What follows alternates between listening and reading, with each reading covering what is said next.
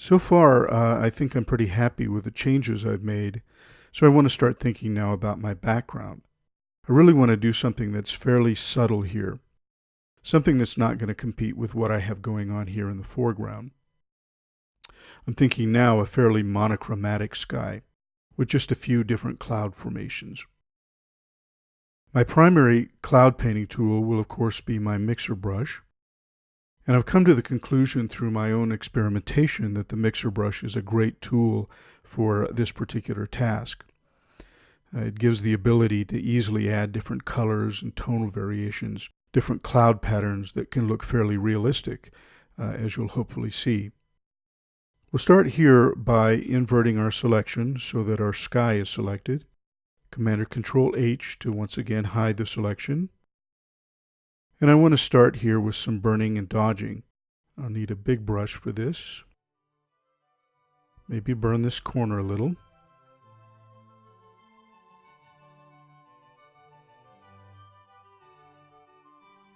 I'll go to my dodge tool now.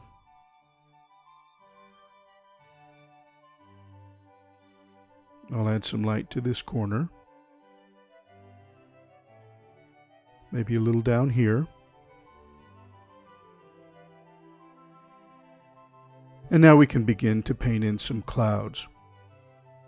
I found that for painting clouds, I really like my wet painters. I love the way these brushes are able to blend my selected paint color with the background color. Makes it really easy to add the clouds to our canvas and then to refine and reshape the clouds to our liking. I'll increase my brush size.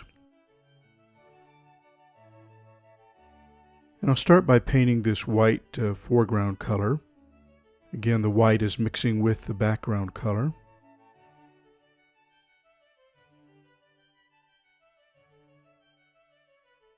And we have the freedom here to go wherever we want and to do whatever we want with these clouds. And by pressing down harder, we can transfer more paint to the canvas. Lighter strokes will tend to be more transparent. I'm using as much of the side of my brush as I can, holding my stylus at an angle to my tablet.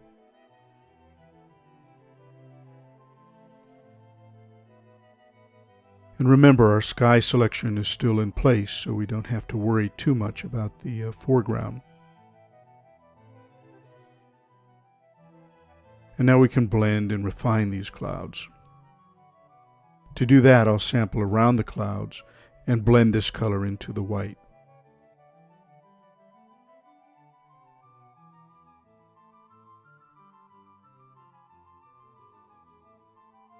And I'll just continue to spread out the paint and rework the shapes of these clouds.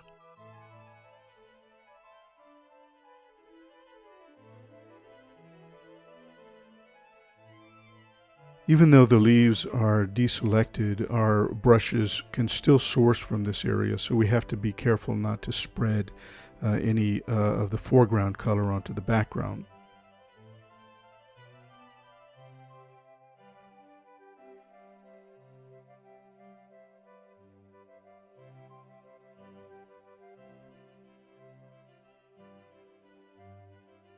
You want to remember as you do this to rotate your brush to stroke in different directions.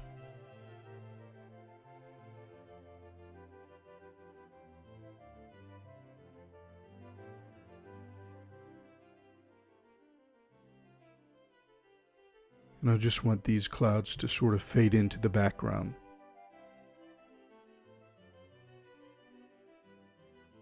Stroking toward the branch so as not to spread the brown onto the background.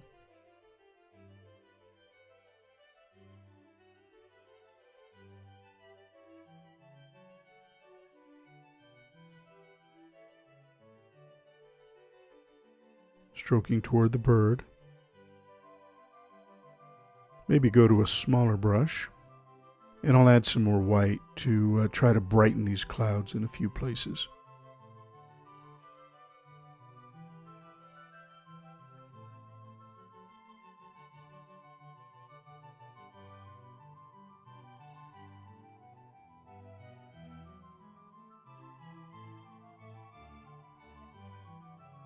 And now some more blending and refining.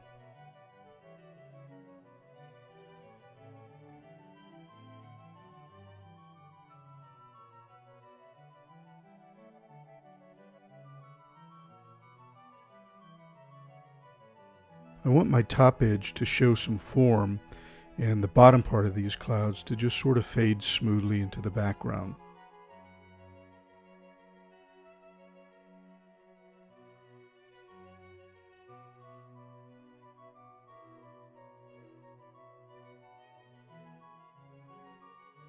I'll sample this brighter color, and I'll add some cloud information down here as well.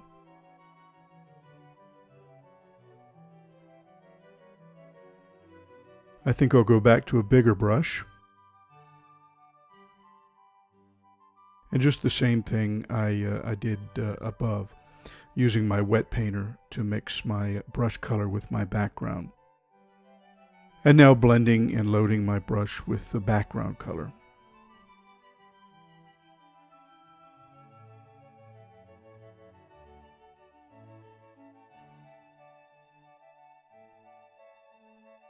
I want to give a sense of this nuthatch being sort of up above these clouds here.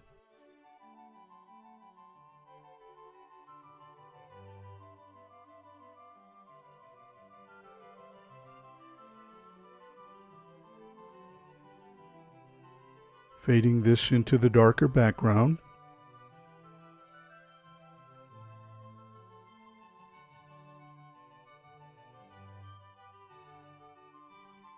I'll add another ridge of clouds in the same way.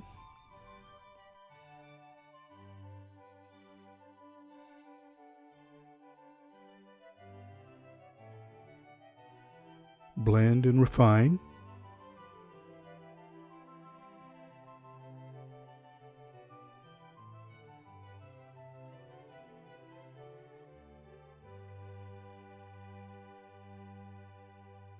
Just sampling my colors by option clicking and then blending those colors with the canvas colors.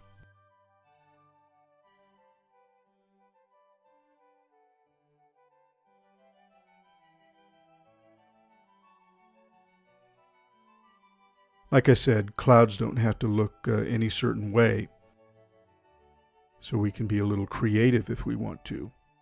Maybe when you paint your own clouds, you'll want to look at photos and paintings of clouds to use as a reference. I think you'll find it helpful to see how other painters render clouds in their paintings.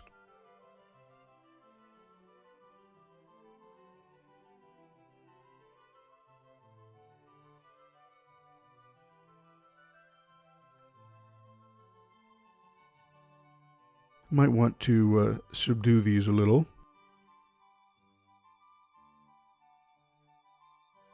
No rules here, just working till it feels right.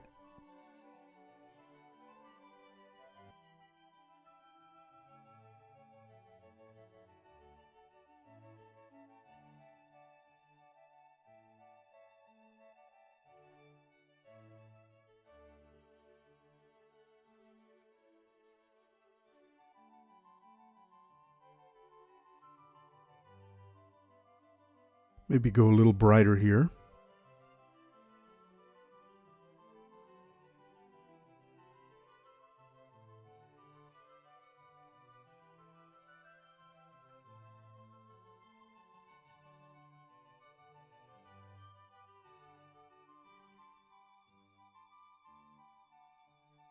Maybe add onto this cloud.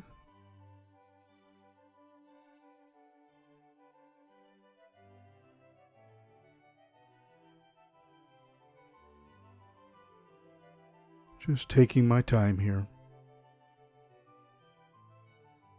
Like I've said so many times, it's not how fast you get it done, but whether or not you're proud of your work when it's finished.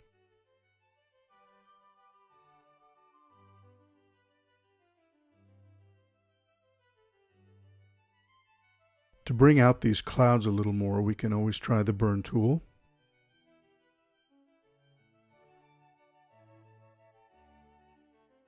Just along the tops of the clouds.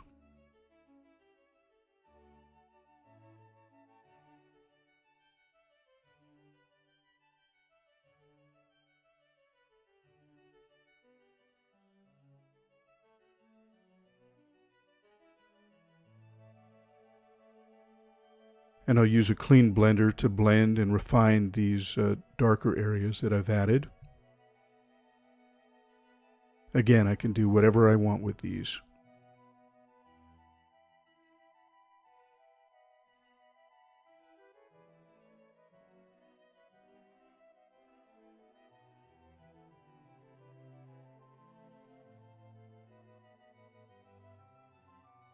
Usually when you dodge and burn, you'll want to go over that area with your brushes.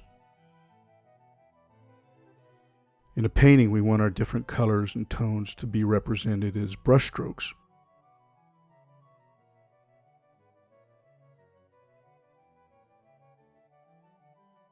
I usually enjoy painting the highlights more than the shadows, but the darker shades are really just as important as the brighter ones.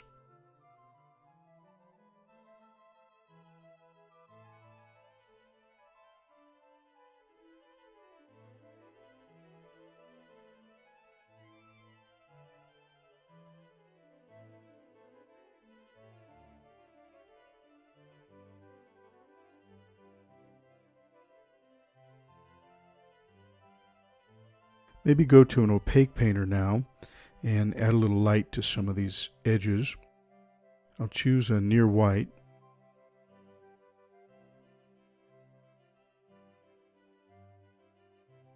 We could always add colors to our clouds. With the angle of light here, it would maybe make sense to introduce some yellows and oranges.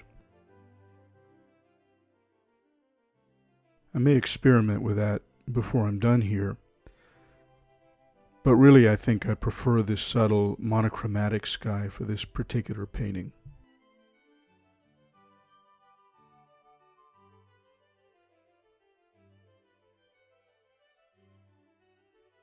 I think you can probably see how these same brushes and a similar technique could be used to paint distant mountain peaks, or not so distant peaks. The mixer brush and these particular brushes that are a part of this tutorial have many uses, from portraiture to landscape and everything in between.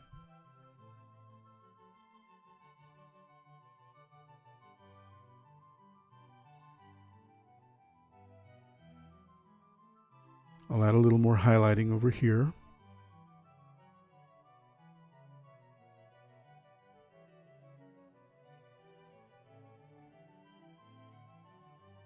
When you're working a background like this, you're going to want to zoom out so you can see the entire painting like we do here. Then later on, we'll zoom in to print size or even tighter so we can get a closer look and make whatever refinements are required.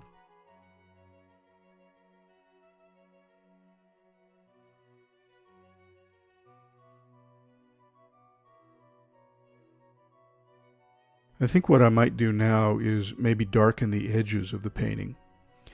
And a good way to do that will be to first make a levels adjustment.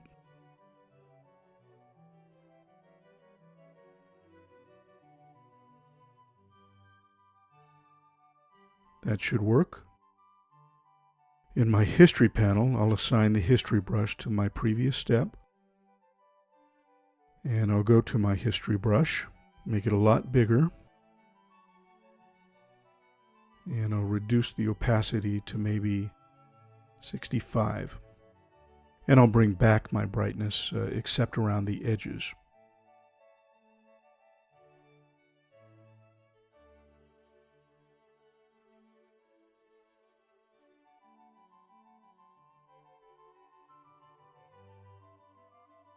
And with that done, I'll use an opaque painter to fix some of the edge areas that need to be touched up a little bit.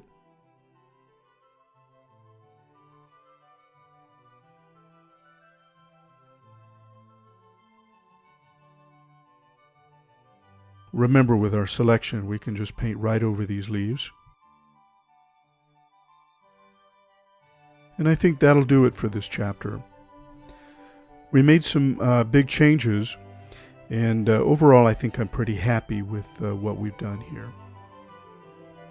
In the next chapter, we'll add some painted detail to our nuthatch.